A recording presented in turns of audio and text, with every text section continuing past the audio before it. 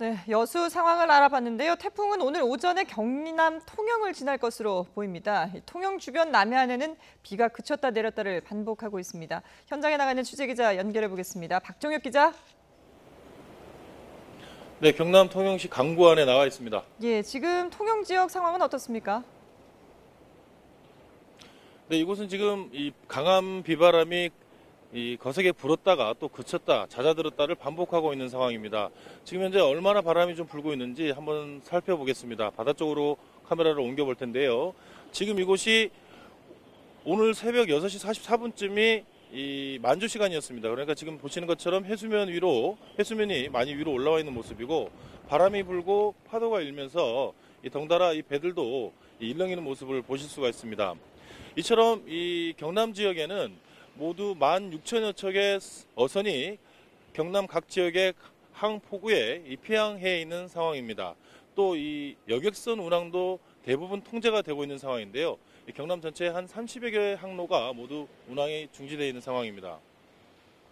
예, 지금 운항도 중지되어 있는 상태인데 이번 태풍 같은 경우에 지난 2016년 태풍 차바와 경로가 비슷하다고 하는데 어떤가요? 네, 그렇습니다. 말씀하신 것처럼 이 기상청에서는 이 태풍 콩레이가 지난 2016년 발생했던 태풍 차바와 경로가 비슷하다고 예보했는데요. 이 경로뿐만 아니라 이 발생한 날짜도 비슷합니다. 이 태풍 태풍 차바는 2016년 9월 28일에 발생해서 이 10월 6일에 소멸을 했는데요. 오늘이 10월 6일입니다. 그러니까 10월 5일에 한반도에 상륙했습니다. 당시 제가 경남 거제에서 태풍 중계를 했던 그런 기억도 나는데요. 당시 이 비바람이 거셌습니다. 그래서 울산과 부산에 직격탄을 맞았는데, 울산에서는 이 3명이 숨지고 600억 원의 재산 피해가 났습니다. 또 부산에서는 이 2명이 숨지고 이 400억 원의 재산 피해가 났는데, 전국적으로 6명이 숨지고 당시 2천억 원이 넘는 그런 재산 피해가 났던 것으로 기억합니다. 사실 이렇게 비바람이 거세지면 지금 현재 수확기지 않습니까? 그래서 벼 재배 농가에서는 이 비 피해 없도록 채비하셔야겠는데요. 이 벼가 쓰러지거나 또는 이 물에 침수되는 그런 피해 없도록 하셔야겠습니다. 특히 또 이 과수 농가에서는 낙과 피해 없도록 대비하셔야겠고요. 특히 비가 한꺼번에 많이 올 경우에 이 한꺼번에 불어난 물에 휩쓸리는 안전사고도 발생할 수 있기 때문에 대비하셔야겠습니다. 예, 자, 그리고 지금 가을이고 주말이어서 축제 같은 행사들이 많았었는데 줄줄이 취소가 됐다고요? 네, 그렇습니다.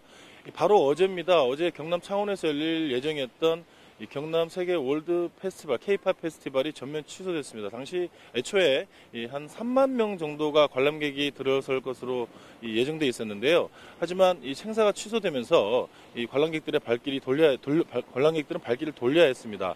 이 태풍의 직격탄을 맞고 있는 건데요. 집행 예산만 10억 원 정도로 책정돼 있었는데 행사가 전면 취소된 겁니다.